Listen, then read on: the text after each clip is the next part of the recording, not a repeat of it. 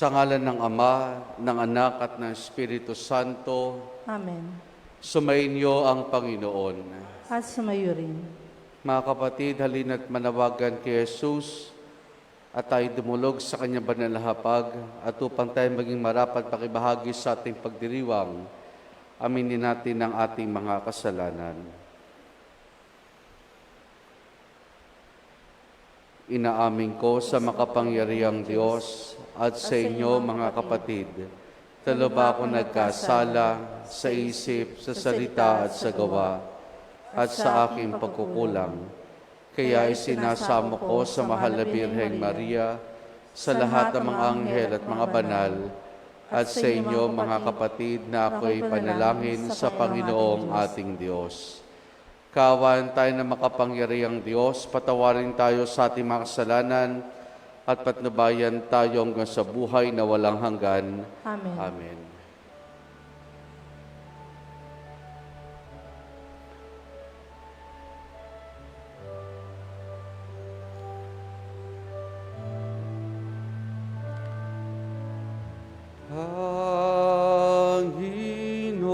Panginoon, kaawaan mo kami.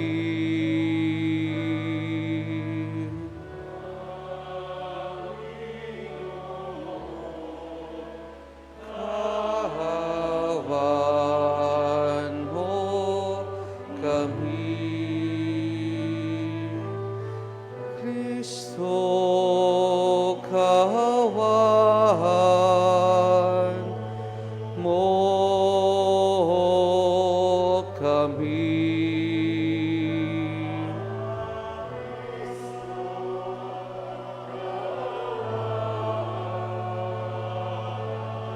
Mo kami.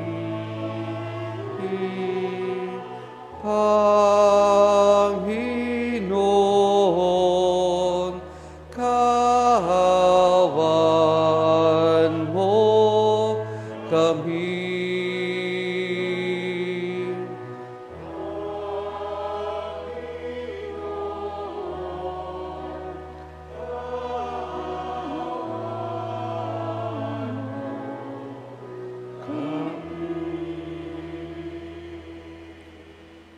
Manalangin tayo.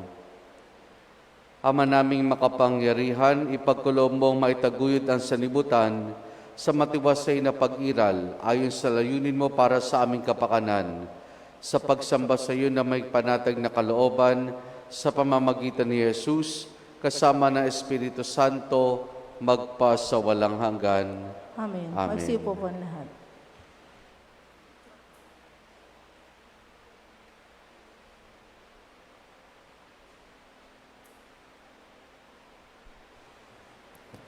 Ang salita ng Diyos mula sa unang sulat ni Apostol San Pedro. Mga pinakamamahal, tungkol sa kaligtasang ito, masusing nagsiyasat at nagsuri ang mga propetang humula sa kaloob na itong nakalaan sa inyo. Sinuri nila kung kailan at paano ito mangyayari. Ang panahong ito ang tinutukoy ng Espiritu ni Kristo na sumasa kanila ng paunang ipahayag sa kanila ang hirap na titiisin ni Kristo at ang parangal na tatamuhin niya. Nang kanilang ipahayag ang mga katotohanan ito, ipinaunawa sa kanila ng Diyos na ang ginagawa nila ay sa kapakinabangan ninyo at hindi sa kanila. Ang mga katotohanan ito'y narinig ninyo ngayon sa mga tagapangaral ng mabuting balita ng Diyos. Nagsalita sila sa inyo sa kapangyarihan ng Espiritu Santong isinugo sa kanila buhat sa langit. Ang mga katotohanan ito'y pinananabikang maunawaan na maanghel sa langit. Kaya nga, ihanda ninyo ang inyong mga isipan. Magpakatatag kayo at lubos na umasa sa pagpapalang tatamuhin ninyo kapag nahayag na si Hesukristo. Bilang mga anak, sundin ninyo ang Diyos at huwag ang masasamang hilig, tulad ng ginagawa ninyo noong kayo'y wala pang tunay na pagkaunawa. Yamang ang Diyos na humirang sa inyo ay banal, dapat kayong magpakabanal anuman ang inyong ginagawa. Ayon sa nasusulat, magpakabanal kayo sapagkat ako'y banal. Ang salita ng Diyos. Salamat sa Diyos. Tugon sa Salmo, ang Diyos na rin ang naghayag ng handog niyang pagliligtas. Ang Diyos na rin ang naghayag ng handog niyang pagliligtas. Umawit ng bagong awit at sa poon ay ialay, pagkat yaong ginagawa niya ay kahanga-hangang tunay. Sa sariling lakas niya at taglay na kabanalan, walang hirap na matamo yaong hangad na tagumpay. Ang Diyos na rin ang naghayag ng handog niyang pagliligtas. Ang tagumpay niyang ito'y siya na rin ang naghayag. Sa harap ng mga bansay nahayag ang pagliligtas. Ang pangako sa Israel, lubos niyang tinutupad. Ang Diyos na rin ang naghayag ng handog niyang pagliligtas. Tapat siya sa kanila at ang pag-ibig ay wagas. Ang tagumpay ng ating Diyos kahit saan ay namalas. Magkaingay na may galak, yaong lahat sa daigdig. Ang poon ay buong galak na purihin sa pag-awit.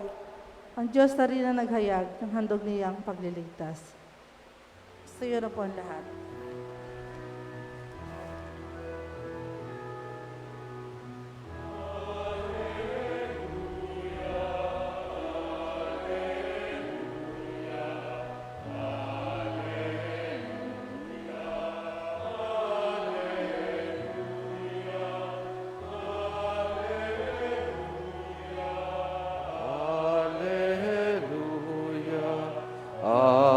Alleluia, Alleluia, Alleluia,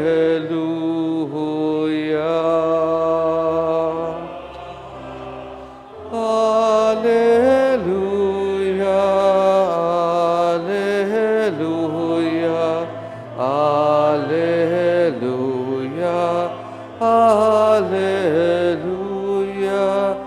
Alleluia, Alleluia, Alleluia, Alleluia, Alleluia.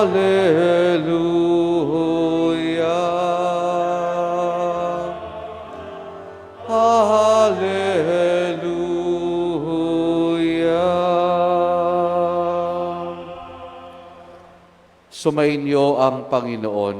At sumayo rin. Ang mabuting balita ng Panginoon ayon kay San Marcos. Papuri sa iyo, Panginoon. Noong panahong iyon, nagsalita si Pedro kay Jesus, "Tingnan po ninyo, iniwan namin ang lahat at kami sumunod sa inyo." Sinabi ni Jesus, "Tandaan niyo ito, ang sino mang mag-iwan ng bahay o mga kapatid, ina, ama, mga anak, mga lupa dahil sa akin at sa mabuting balita, ay tatanggap na makasandang ibayo sa buhay nito. Mga bahay, mga kapatid, mga ina, mga anak at mga lupa, ngunit may kalakip na pag-uusig at sa kabilang buhay ay magkakaroon ng buhay na walang hanggan. Ngunit maraming nauna na magiging huli at maraming nahuli na magiging una." Ang mabuting balita ng Panginoon. Pinupuri ka namin, Panginoon sa Kristo. Magandang umaga po sa ating lahat. Kayo po ba'y sigurista sa inyong buhay? Sigurista ho ba kayo sa inyong buhay? Mga kapatid, ang mabuting balita na ating napakinggan ngayong araw ay kasunod ng Ebanghelyo kahapon. Kahapon ay isang taong mayaman ang lumapit kay Jesus at nagtanong kung ano pang dapat niyang gawin upang magkamit ng buhay na walang hanggan. Dahil lahat ng mga ipinag-uutos ay nagawa niya mula pa pagkabata. At ang naging tugon sa kanya ng Panginoon ay ipagbili lahat ng kanyang ari-arian, ipamigay ang mga napagbilan at sumunod sa kanya. Namanglaw yung lalaki sapagkat siya ay mayaman. Nung marinig ito ng mga alagad, kagad-agad ang naging tanong ngayon ni Pedro, ito yung natunghay natin ngayon, tignan po ninyo, iniwan namin lahat at kami sumunod sa inyo. Pagtanong ni Pedro na ano naman ang para sa amin? Ano naman ang para sa amin? At dito makikita natin na very generous ang Diyos. Very generous ang Diyos sapagkat ang pag-iwan sa lahat ay nangahulog ang pagsunod sa Kanya at kung tayo magiging tapat sa pagsunod sa Kanya ay tiyak na kaganapan ng buhay na walang hanggan ang siyang matatamo, makakamit ng bawat isa sa atin. Kasi kalakip din ng pagsunod sa ating pag-iwan ay ang mga pag-uusig na posible nating maranasan, yung pag-iwan ng lahat. Maging totoo tayo. Kapag sinabi ng Panginoon na you have to give up everything, may takot tayo mararamdaman. Mag-aalala tayo. Kasi lahat-lahat iiwan. Lahat-lahat ay iiwan. Kaya may pangamba, may takot tayong mararamdaman kapag ganyan.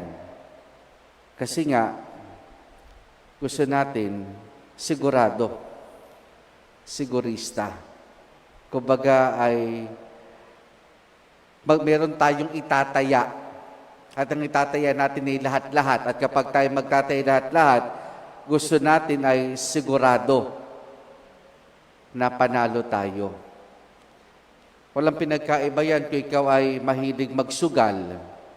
Kapag gusto mong manalo ng malaki, kinakailangan mong magtaya ng malaki. Kung gusto mong magsimula ng isang business, kinakailangan maglabas ka ng malaking pera para sa gayon ay malaki yung business na maipatayo mo and hopefully ay kaagad-agad ay maibalik sa iyo yung investment o yung kapital na inilabas mo. Sigurista tayo. Pero maganda sa mga ganyan, sabihin natin malakas ang loob natin. Willing tayo na magsakripisyo para sa mga bagay na iyan. Na andong kagad yung mga expectation natin na makakamit natin. Yung inilabas natin, yung itinaya natin.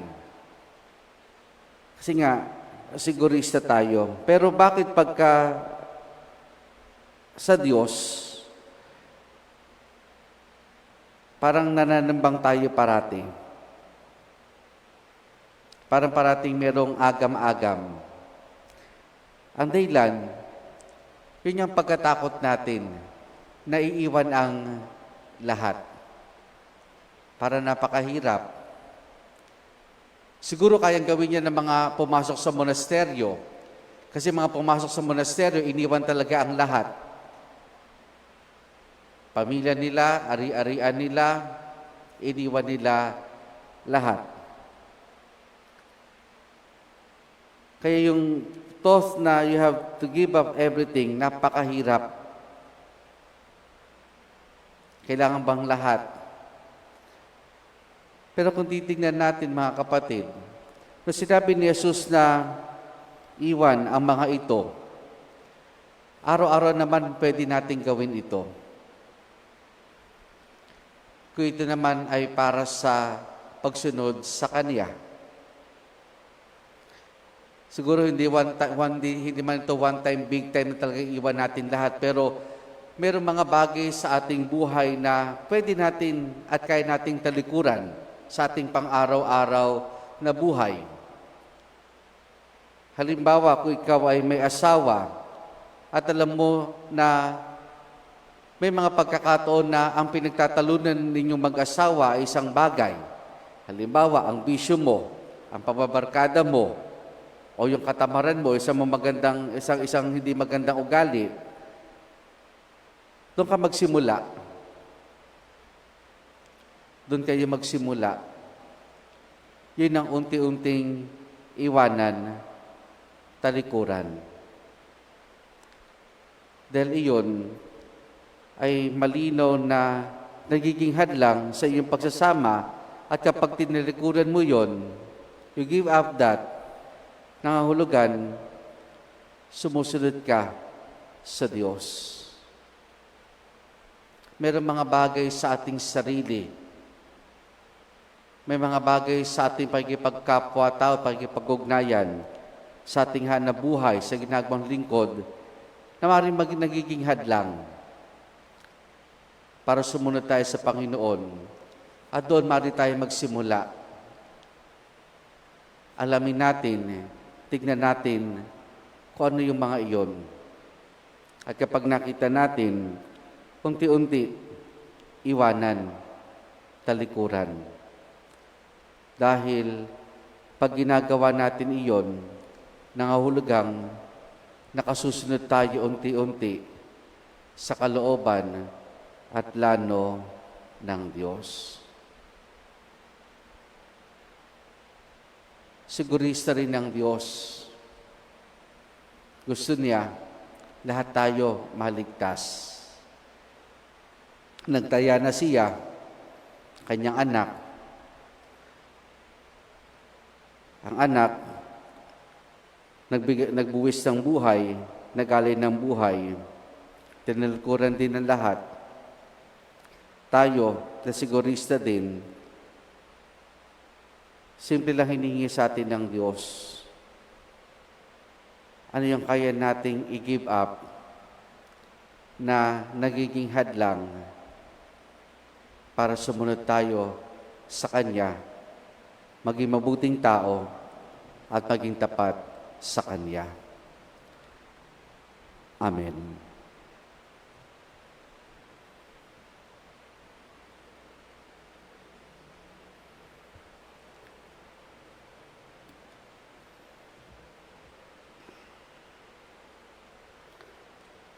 Gusto niyo na po lahat. Mula sa panganib ng ating pagtitiwala sa mga layo ng mundong ito, itinataas natin ang ating mga puso sa maalab na pananalangin sa Ama, ating itutugon, Ama, Ikaw ang lahat-lahat sa amin. Ama, Ikaw ang lahat-lahat sa amin.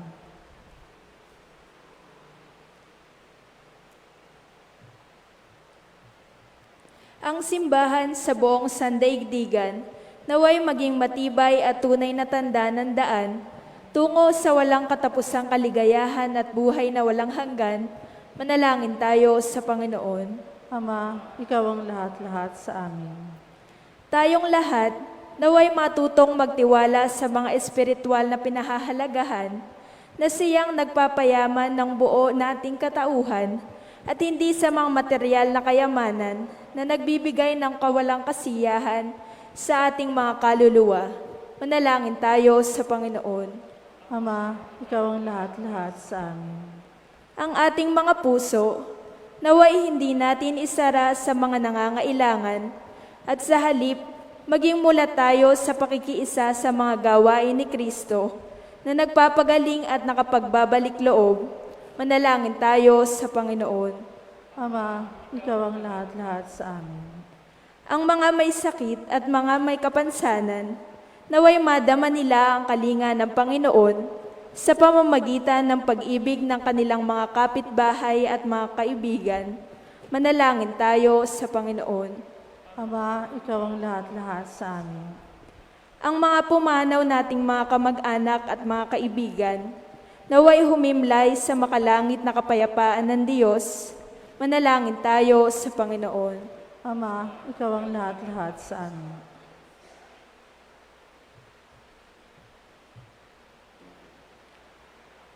Ating idulog sa Diyos, iba pa nating intensyon at panalangin.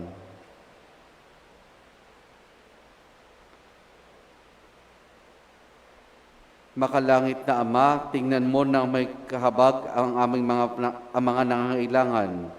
Liwanagan mo ng iyong katotohanan ang aming buhay at bigyan kami ng biyaya na mamuhay ayon sa iyo sa mataas na pagkapalagas sa amin ng iyong anak na si Jesus.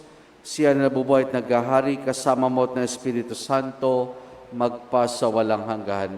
Amen. Amen.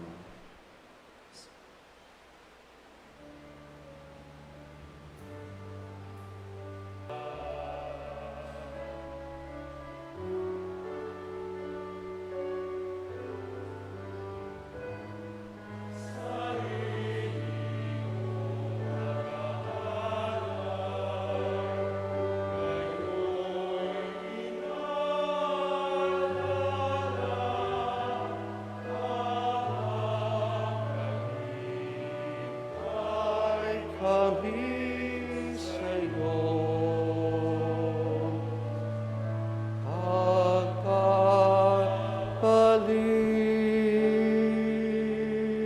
Gusto na po ang lahat. Manalangin kay mga kapatid upang ang paghahain natin ay kalugdan ng Diyos amang makapangyarihan. Tanggapin nawa ng Panginoon ito paghahain sa iyong mga kamay. Sa kapurihan niya at karangalan sa ating kapakinabangan at sa buong sambayaran niyang banal. Ama naming lumikha, ipinagkakaloob mo ang mga dapat ialay upang aming sambahin ang iyong ngalan. Kaawan mo kami at pagbigyan upang ang iyong kaloob para kami makapaghain ay mapakinabangan namin bilang pagkapala mo sa amin. Sa pamamagitan ni Jesus kasama ng Espiritu Santo, magpasawalang hanggan. Amen. Sumainyo ang Panginoon. At sumayo rin. Taas sa Diyos sa inyong puso at diwa. Tinasa namin sa Panginoon. Pasalamatan natin ang Panginoong ating Diyos. Marapat na siya ay pasalamatan. Ama naming makapangyarihan, tunay nga marapat na ikaw ay aming pasalamatan sa pamamagitan ni Jesus na aming Panginoon. Siya naging kapwa naming maasahan upang may mangunang umako sa paninagutan dahil hangad mo magbagong kinamihas ng pagkakanya-kanya ng sangkatauhan.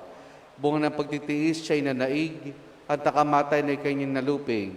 Kaya siyang aming daan para aming masapit ang iyong tapat at maasahang pag-ibig.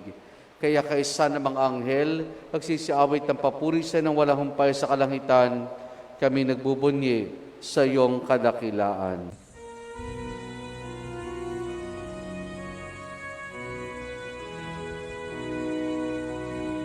Santo, Santo, Santo, Panginoong Diyos ng mga hukbo, napupuno ang langit at lupa ng kadakilan mo.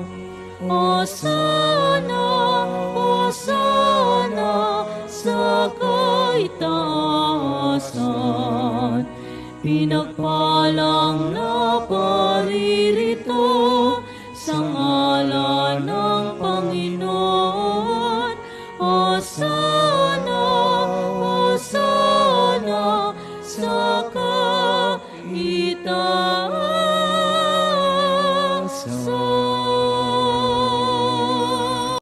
Ama naming banal, ikaw ang bukal ng tanang kabanalan. Kaya sa pamamagitan ng Espiritu, gawin mong banal ang mga kaloob na ito upang para sa amin maging katawan at dugo ng aming Panginoong Hesukristo. Bago niya pinagtiis ang kusang loob na maging handog, hinawakan niya ang tinapay, pinasalamatan kaniya, pinaghati-hati na yon, iniabot sa kanya maalagad at sinabi, tanggapin ninyo lahat ito at kanin ito ang aking katawan na ihahandog para sa inyo.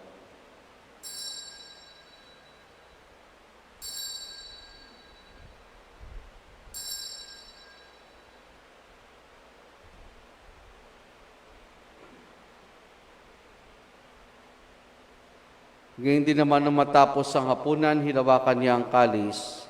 Muli kanyang pinasalamatan. Iniabot niya ang kalis sa kanyang maalagad at sinabi, tanggapin ninyo lahat ito at inumin itong kalis ng aking dugo ng bago't walang hanggang tipan. Ang aking dugo na ibubuhos para sa inyo para sa lahat sa kapagpapatawad ng mga kasalanan. Gawin ninyo ito sa pag-alaala sa akin.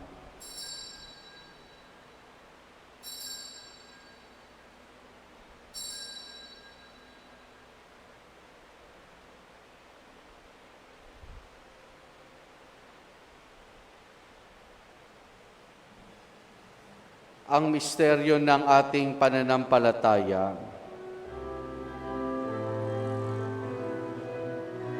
Sa krus mo at pagkabuhay, kami tinubuhos mong tunay.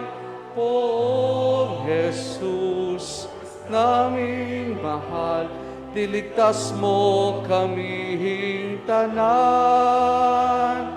Poong Jesus, naming mahal, ngayon at magpakailanman. Ama, ginagawa namin ngayon ang pag-alaala sa pagkamatay at muling pagkabuhay ng iyong anak. Kaya tinihalay namin sa iyo ang tinapay na nagbibigay buhay at ang kalis na kakaloob ng kaligtasan. Kami nagpapasalamat dahil kami minarapat at tumayo sa harap mo para maglingkod sa iyo.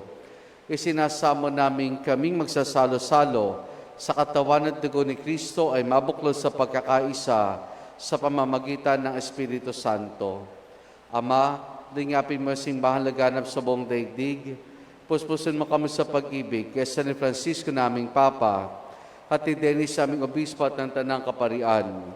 Alalahanin mo rin ang mga kapatid naming nahimlay na may pag-asang sila'y muling mabubuhay, gayon din na lahat ng mga pumanaw at mga kaluluwa sa purgatorio.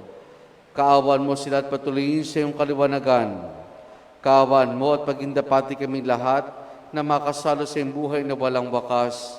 Kaisa ng mahal na Birheng Maria na Ina ng Diyos, ang kanyang kabiyak ng puso, si San Jose, kaisa ng mga apostol ni San Juan Bautista, at ang lahat ng mga banal na namuhay dito sa daigdig ng kalugod-lugod sa iyo, may pagdiwa nawa namin ang pagpupuri sa kararangal mo sa pamamagitan ng iyong anak na aming Panginoong Heso Kristo. Sa pamamagitan ni Kristo, kasama niya at sa Kanya, ang lahat ng parangal papuri ay sa iyo, Diyos amang makapangyarihan, kasama ng Espiritu Santo, magpa sa walang hanggan. Amen.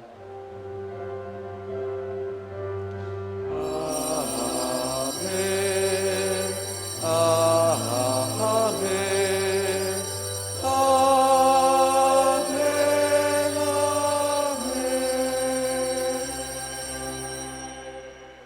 Sa tagubilin mo nakagagaling na utos at turo ni Jesus na Panginoon natin at Diyos, ipahayag po natin ng lakas loob.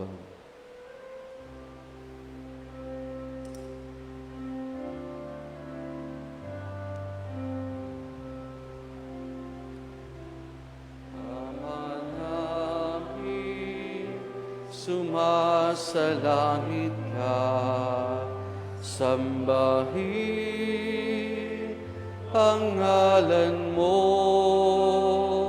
mapasamin ang kaharian mo, sundin ang loob mo dito sa lupa para nang sa langit.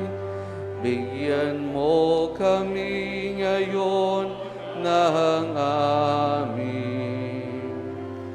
kakanin sa araw-araw at patawarin mo kami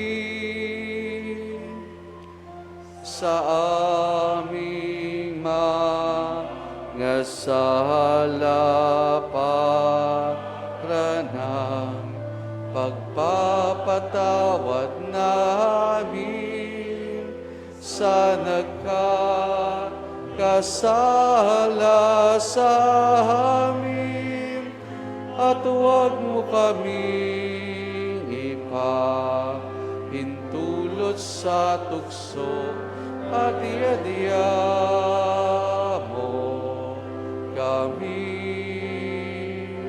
sa lahat ng masama.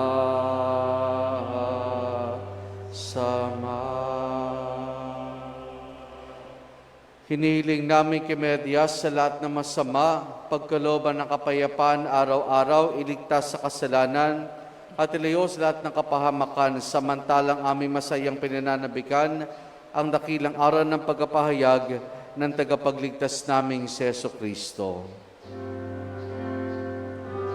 Sapagkat iyo ang kaharian at ang kapangyarihan at ang kapurihan magpakailanman. Amen. Panginoong Kristo, sinabi mo sa iyong mga apostol, kapayapaan ang iniwan ko sa inyo, ang aking kapayapaan ang ibinibigay ko sa inyo. Tunghayan mo ang aming pananampalataya at huwag ang aming mga pagkakasala. Pagkalooban mo kami ng kapayapaan at pagkakaisa ayon sa iyong kalooban, kasama ng Espiritu Santo, magpasawalang hanggan. Amen. Ang kapayapaan ng Panginoon ay lagi nawang sumainyo. At sumayo rin. Mga kapatid, maghangad at magbahagi po tayo ng kapayapaan ni Jesus sa isa't isa. Peace be with you po. Cordero ng Diyos na nag-aalis ng mga kasalanan ng sanlibutan, maawa ka sa amin, maawa ka sa amin. Cordero ng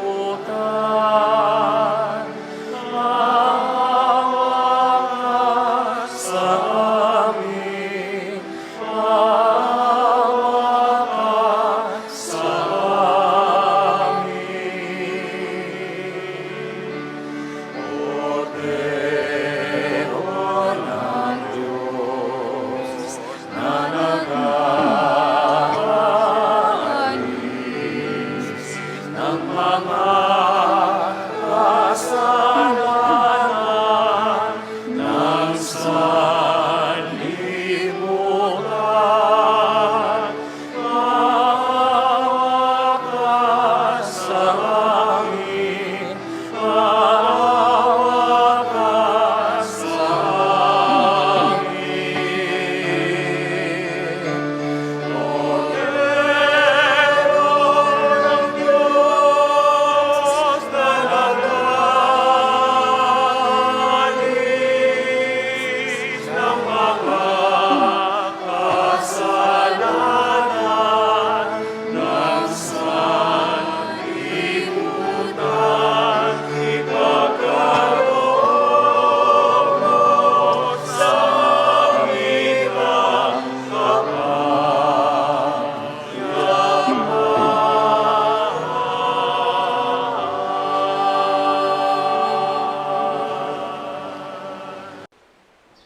Narito si Jesus, ang kordero ng Diyos. Siya nagaling sa mga kasalanan ng sanlibutan.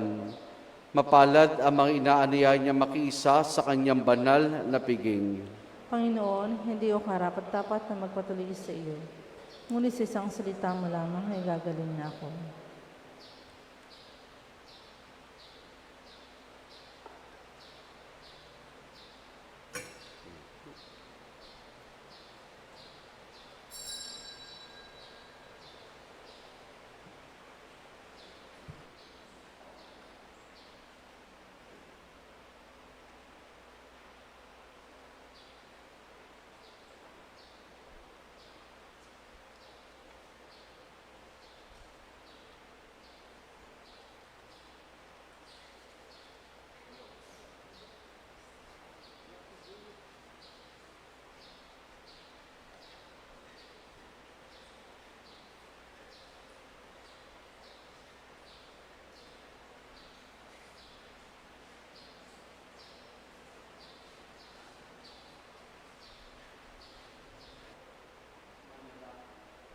Manalangin tayo.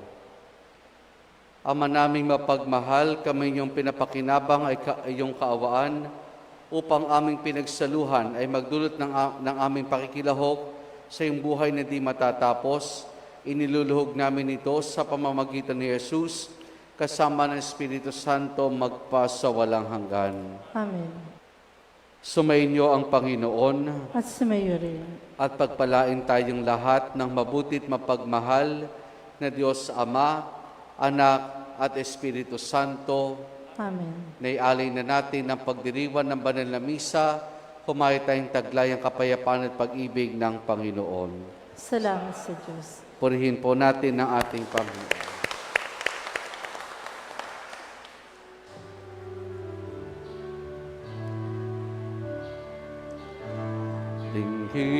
Himhig ng bayang awit ng papuri pasasalamat ang Panginoon ng ating paglaya, muli nagpatunay ng pag-ibig niya. Nakita ng Panginoon, hirap ng kaniyang bayan, mga kaaway kaniyang nilupi, kanya ay niligtas itong